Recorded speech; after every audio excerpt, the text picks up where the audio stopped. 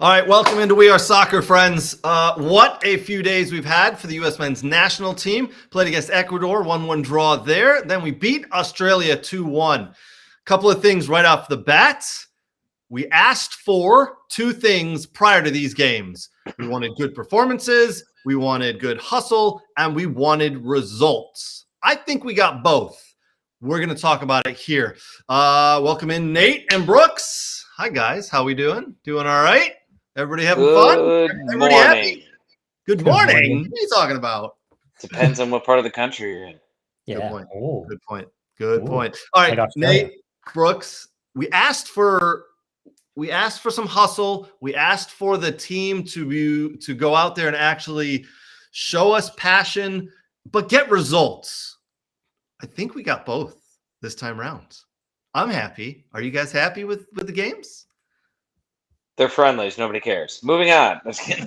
I knew you were going to come with that, but I do. Hold on, Nate. Hold on. I normally agree with you, right? Did you see Chris Richards after the Ecuador game? He says, "I don't care what friendlies are. It's a game. We want a result."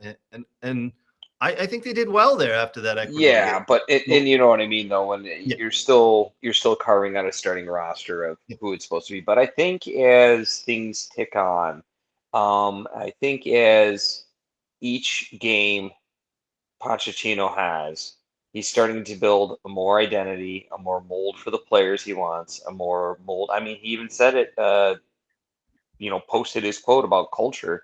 So it's clear what he's kind of doing here. It's clear the kind of players that comes in. I still look at some of these guys saying there's no way you're making this roster like when all the full players are there, because it's easy to say one thing, but when it comes down to it, you also want the best players in the field. But I do think there's several players that made cases for why they should be playing or part of a 24, 25-man roster in some fashion or form. Sure. Absolutely. And I do want to mention this game just briefly. I really liked the fight in this game. And a lot of people underestimate Ecuador. They are a phenomenal team, by the way, with some really good players. And towards the end of the game, when we tied it up, Balogun played really good, by the way. I really liked his runs in behind. I liked his hustle. I'd be remiss if I didn't mention Weston McKennie's hustle in the first half, getting to balls down by the end line and really moving around. But towards the end of the game, last 20, 30 minutes, I thought we really dominated. I thought because we tied it up in such a nice fashion and almost had a winner here, it felt like a win. It really felt like a win, but it was a draw. If it wasn't for that Ecuadorian goalkeeper, this could have been 3-1, 4-1 USA. He was phenomenal. Yep. That's all I got on that one. I thought that Ecuador game wasn't bad. I will say it 1,000 times. I think it showed why Tim Ream shouldn't be playing on that team. Sorry. He played a pretty much decent game, but he doesn't have recovery speed. And you nailed it with the Ecuadorian team being highly athletic, highly competitive, highly quick, and he got caught. So yep, he did. All right. Now, Nate and Brooks, I want to say that Ecuador game was a little bit of a, hey, let's put out we'll call it normal lineup or a little bit of a different pieces here and there. But I felt that the lineup he put out against Australia, the one where we won 2-1 the other day, which was this lineup, I feel this was more what he's going to be looking for. We can see where he's going here. And I think this is going to be more of what we'll see in the World Cup compared to what we saw in that Ecuador game. A back three, McKenzie, Richards, Robinson, I thought they played very well. I really liked their hustle. I really liked how they closed down the strikers. And then you've got the two in front of them. Roldan, I don't see starting very often in the World Cup. I think he's a bit piece coming in, even though he played very well. I liked Jamie Sands in this game. I don't see him starting a lot of minutes either, but Freeman and Weah out wide. This is the lineup I was very happy to see. Would love your thoughts, Brooks, first on this lineup. Where were you at with this when you saw they come out? Yeah, so I mean, obviously, they was going to give some guys rest, and just it's probably just what the club coaches wanted, maybe not to play full 90-minute games, but so I like the back three. Like, listen, there's three athletes back there, right? You have Richards, Robinson, and McKenzie. McKenzie, I guess, is the more, obviously, I think Richards is the best technical player of the three. You could see in the game they were saying Pochettino was urging McKenzie to get forward more so he could commit defenders, and then they could find holes to play and get people out of position. And I just don't know if that's Mark's strength necessarily. That like Richards is good on the ball, Robinson's really improved throughout his career. It was a little struggle in the beginning, but it's different. It's two different matches. You're playing an Ecuador team that's a counterattacking team with athletes. And listen, Australia is no slouch. I mean, they have a lot of players that play across Europe, Bundesliga, and many different leagues. They qualify for the World Cup. They're second, in their region for qualifying for for the World Cup, and they've already qualified. It's a different team. You sit in and you're going to have to break them down. And that's kind of been the tough part with when USA plays opponents, of the teams that sit in, and how do we beat them? And it looked good. Pulisic got in pockets. We got width from Weah and Freeman, which was good. Haji Wright was good off the ball. When we kind of made the subs, when Pulisic had to come out with Luna, he had to kind of work his way in a bit, but in the second half, it got good for Luna. But there were moments where you could see them, playing around, combining, and getting through, and that was a good positive for me, honestly. Before we get good. You get too much further deeper into it, I would love to get, just based on the starting lineup here, Nate, what were your thoughts when you saw this yesterday, before the game started? What was your thoughts on this lineup? I got excited because I didn't see any 42-year-olds playing on a starting 11. But no, in all seriousness, I liked it. I was hoping Sands is going to get an opportunity. I was anxious to see if Roldan could have a repeat performance like that he had against Japan. To be honest with you, no, he didn't. He actually looked pretty bad. The first goal was on him. He slipped and fell right in front of the attacking player. It was a series of unfortunate events, but he was there to make a play. And falling in front 2 feet from your goal to where the guy can score, not a good look. I'll give him I'll give him a 1 assist for the first one, kind of. I think that was more Tim Wright just doing what he had to do. Haji Wright getting in position, making a great run, and basically outrunning a player. The second one's not an assist to me. You're thumping a ball long. Haji Wright did a whole bunch of nice stuff to score. I mean, come on. You can't really give him that. Yeah, he's the one who humped it down the field, but you kicked it into no man's land. Outside of that, I mean, I don't see him playing in a starting 11 on this team. He's gonna get upset by Adams. He's gonna get upset by Yunus Musa. I think Sands does have a role there.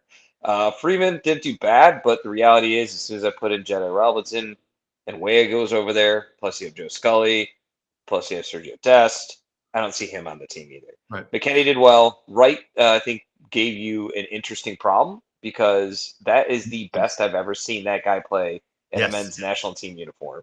Nailed it. I thought he was great. And so now the question is you got Wright, you got Pepe he's still there, and you got Bellingham. And somewhere like you got a sergeant that actually does well in every league except for when he puts on U.S. men's national team jersey. So it's a weird. It's not a bad problem to have, but it's just an interesting problem to have because based on that performance, I like Haji Wright a little bit more than a lot of the other guys I just named. So Nate, I agreed with you, but then I went back and watched some of the highlights from the Ecuador game. And in my opinion, Ecuador is a little bit more athletic, but a little bit? You mean a lot bit?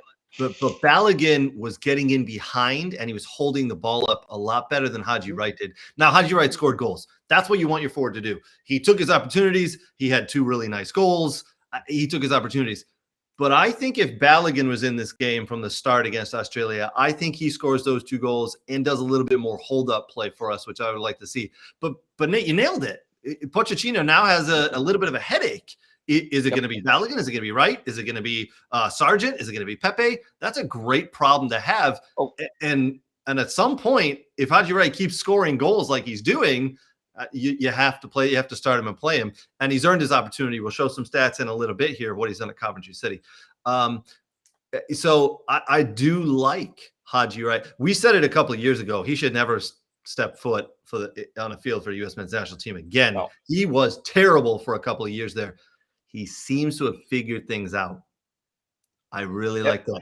You talked about Jamie Sands. I like the fact that he was in there. He took a beating, by the way. Augustino nailed him a couple of times.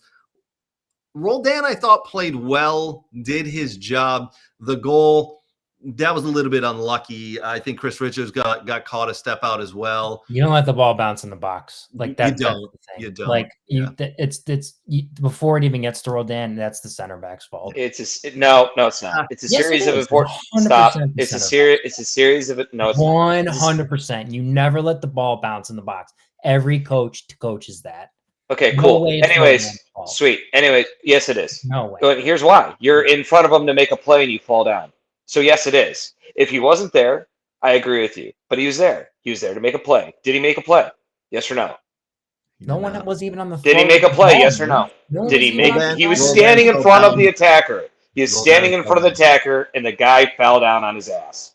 Yep. You're not good enough to be a CDM if that's the case. Sorry. No. Full no. stop. I Right. do agree. There's other guys that made mistakes. He was there to make a play. He didn't make a play. That's not an elite level player. Sorry. You don't I- fall down in that's- front 2 inches from. I Yes, think- Brooks. Yes. I Sorry. think It the ball is. I think bounced we're in the splitting box. hairs here a little bit. It shouldn't have bounced. He was at fault a little bit as well. To be clear, it didn't really bounce. It got deflected off of Miles Robinson, who actually had a really bad night as well. Lesson He learned: did have a don't bad fight night. MLS players. Anywho, so Miles Robinson had a bad night as well, unfortunately. Kicked it upwards, and that was the whole series that started the bad campaign of the events.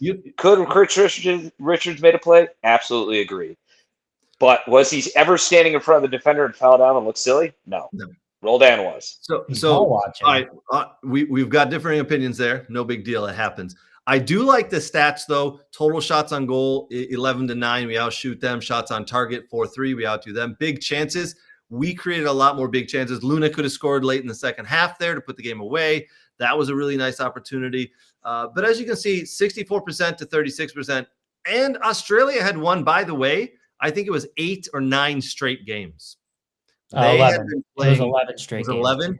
They've been playing very well under the new coach. So take nothing away from this. They wanted that win, and they came in with some physicality. They were kicking and pushing and holding the U.S. players. We saw Christian Pulisic go down injured. Everybody thought he may have turned an ankle. It's come out today that it's a hamstring injury. So hopefully when he gets back to AC Milan, he can get healthy again and he can get back on the field. And then maybe we just wrap him in bubble wrap before the World Cup starts here. Brooks, do we have any stats on passes or anything else or corners? Because we dominated the stats, and that's what we asked for. We asked this team to put in an effort, start to dominate games, and come out results, and they did that in this game. I mean, it was clear they had the ball. It was, 599 passes for the U.S. compared to 328, for Australia, because they were defending most of the time, 86% passing accuracy. So for the U.S. versus 77 for Australia. But I mean, that's just how the game was. They were sitting back and defending. And like I said, they had to make their move. And, I think they did. Like I said, I think, it was a good ball. 2 good balls from Roldan that came in, and Haji Wright with an exceptional finish. I mean, they were exceptional. Don't get me wrong. You had to have an exceptional finish on both of those, and he did. He put in the back of the net. So, it was a good game. I think they did what they needed to do. It's the right momentum. And I'm just curious to see, the next 2 matches they have are in November. So that's going to be the 15th and 18th. It's Paraguay and Uruguay. It's going to be interesting who he calls in. Is it the same group? Is it a few different players? Is it, you can start to tell with some of the guys he keeps calling in that, might be a possibility, for the roster in 2026, Yep. I want to hit upon the piece you said about the 2 finishes from Haji Wright. Both of them absolutely phenomenal. The first one, a little bit unconventional, something I love. When you're coming in from the left, you hit it with your right foot because defenders don't see that coming, and you don't take a big swing. He pretty much toe poked that. Goalies have no idea how to deal with toe pokes, by the way, because they come off your foot so quickly and so bizarrely that it stunned the goalie on that one. What a finish! Don't ever tell me a toe poke doesn't count, because the ball went in the net and they all count the same. The second one, he brings the ball back, round a defender, hits it with his left foot. Great finish. Nate, as good as anyone as a defender who's tracking back after a guy, it's almost impossible to stop and defend and not fall down like that defender, right? Like that was a not really. You just kind of kick the guy in the leg. He what? You just kind of kicked the guy in the leg, Craig. I mean, that's That's hard to do running full pelt though. no. You just studs him right in the back of the calf. Yeah. It's a problem with the modern game. Your dad Yeah. and I would agree. He would tell you how to defend that pesky forward. 2 studs right in the back of his Yeah. Achilles. You know, I think everybody was expecting Haji Wright to hit that with his right foot, but no, he pulled it back. And if kids watch this, I would love for kids to go and watch this. He pulls the ball back, and in one fluid motion, he doesn't take another touch. He pulls the ball back, and he knows exactly what he wants to do with it. He hits it with his left foot. A lot of forwards pull the ball back, need to prep it, and then hit it. He didn't need to do that. You could tell right there, you're like, he knew exactly what he's doing, and he's done this before. He pulled the ball back into the right area to hit it first time with his left foot. Yep. That takes a lot of skill, trust me, when you're running full pelt. Now, a lot of folks like us, back in the day said he should never put on a U.S. men's national team jersey again. He has gone into the championship with Coventry City and earned the right to wear the jersey for the U.S. men's national team. He has played in 9 games so far this year for Coventry City, 8 in the championship, 1 in the FL Cup. He's got 9 goals, boys. He is doing really well. He's earned the right. They're in first place in the championship. Yep. I mean, you're not going to argue that he's not part of the reason why they're in the first, in the top spot of the championship, right? 9 goals. So for sure. I mean, listen, every year, like every World Cup team or every national team should be, you have to play well in your club and you have to do the stats to get a roster spot. It doesn't matter where you play. It's like you have to just have the stats and you got to be one of the top players in that league. And he's showing that. So really good for him. I'm happy. Like, hey, I thought he was horrible and he's proved me wrong. It's pushed Pepe aside. Like Nate said, Balogun looks interesting. I mean, it's an issue. But it's a good issue to have, that if you don't know who your 3 strikers are going to take, because they all offer a little bit of different things. They kind of have similarities. They're different built physically. They have different physical attributes and different things they do well.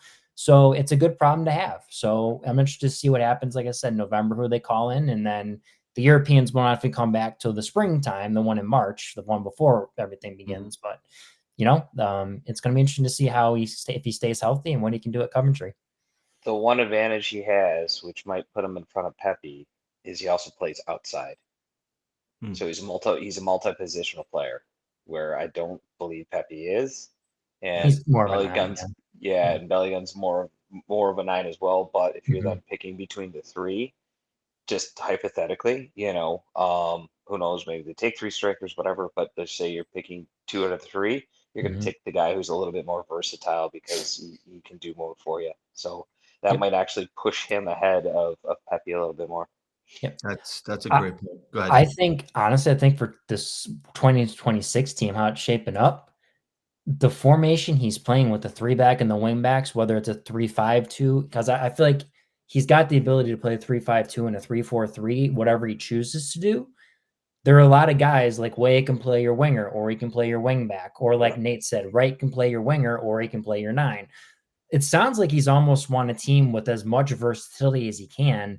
So when he has to pivot in moments, whether it's making a sub if someone gets a red card, or making subs late in games due to injuries or something like that, that he can easily pivot and be comfortable with guys he puts in places that are not just specifically just one position. So that's how it kind of looks to me, how this roster has been kind of, these players that have come in have kind of happened, Well, with limited roster space in a tournament, I mean, the reality is, if someone gets injured or goes down or a red card, you can't call in new players. When you're talking about who's my number 2 or even who's my number 3, it's always going to boil down to, well, what else can this guy do? And if he can play multiple positions, that definitely does help you, because then it turns you into a multiple position player in case of emergency. Going back to the comment that Brooke said, though, real quick, and then whatever, Craig can yell at me and move on and throw eggs at me.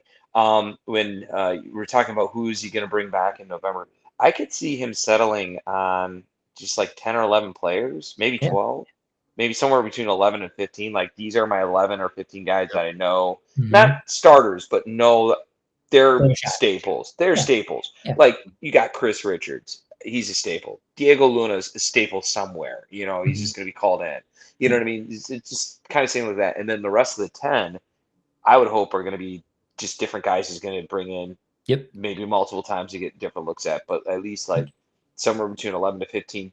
Again, doesn't mean starters, just like this guy's got a role somewhere in my They have a chance. 24. Yeah, Yep. this guy's there somewhere. You know what I mean? Like I don't think Luna's a starter, but he's a decent off the bench player. But I can see you consistently coming in because again, these guys fit the culture as well. So it's going to be the culture of guys that is now hammering in, and it's going to be the guys who set the culture, and the new guys who come in. It's going to be, well, how do you respond to this culture? Yep. You know, do you fit the mold or not? You know. Now you kind of mentioned a little bit there. What happens? Maybe he's filling out this roster, Brooks, like you said, to make sure that if someone gets injured or gets a red card, how do we shift? How do we evolve? Yeah. Well, last night we had that opportunity because Christian Pulisic got injured. As we said, we thought it was an ankle injury where he turned it in the middle of the field on a run, but no, it was actually a hamstring injury. So he went down, and in comes Diego Luna. And the U.S. national team didn't miss a beat. The team just kept on moving. And actually, I thought they got a little quicker in the middle of the field when Luna came in, and he started to run at it a little bit more. So you're right. Now, the only bad thing that came out of this game is Christian Pulisic got injured, and hopefully it's not long-term. He didn't look to have a limp. It looked like he maybe was just a little tweak of the hamstring. I'm sure he'll be back on the field the next couple of weeks. Whether he can be back in the November games for the national team, we'll see. But if there was one negative that came out of this little fall roster and camp, it's probably him getting injured. He's fine. He was just tired. I got to be honest. The game was in hand. He was bored. He wanted off the field. Well, they were down 1-0 at the time. Yeah, he likes a challenge. He just wanted off the field. I think he was only slated to play a half anyway. I think Luna was going to come in and play the second half anyway. And at that point, he was like, I already know the game plan. I feel it in my hamstring. You know what? It's the 35-minute mark. I'm out. I'm done. So I never said they were in the lead. I said the game was in hand. Two different things, right? Yes, this is very true.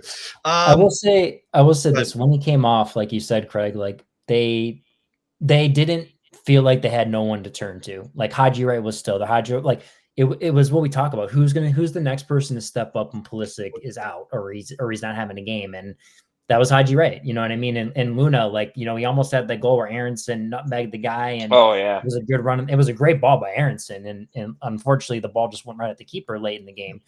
But I mean, the offensive production never stopped, which is what, unfortunately, like I felt with Berhalter when he was coaching, it would stop at some point, and there was just sometimes never start, Brooks. Yeah. Sometimes the offensive production just never, ever started. You were like, when is this going to start? It's the 90th minute, and we never got going. Right. So one question for you guys. So Paraguay and Uruguay have already qualified. Do you think they will bring a decent team in November, or do you think they'll kind of keep their guys aside?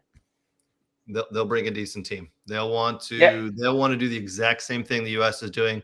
Make sure they know the combinations. What happens if a guy goes down injured? Who else can we put in? They'll bring a team, because this is the time now where everybody's preparing for that roster that needs to be filled out, because that's what's going to come next. Is we know the games are going to be December, going to be decided there, and then the rosters after that. But what happens if someone goes down injured, right? So I think they'll bring good teams. Go ahead, Nate. It's same thing. It's probably the same thing. You're going to have a core group of players, and then some guys you're taking a look at for sure. But I would imagine that core group to be a strong group, somewhere near your starting 11 or potential starting 11. So.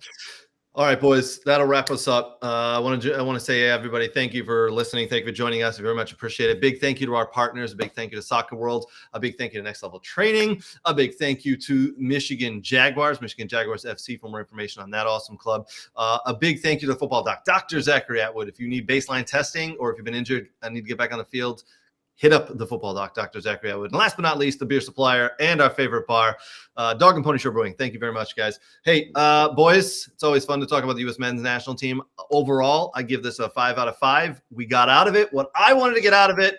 I'm happy. No major injuries. And we move on to the next camp. Yep. Merry Christmas, guys. Merry Christmas. Cheers. I haven't Halloween yet. What? It's not even It's, Halloween it's yet. Christmas somewhere. Oh, okay, fair enough. Yeah. No, Fair it's enough. not. But all right. What? It was. I don't know how time works.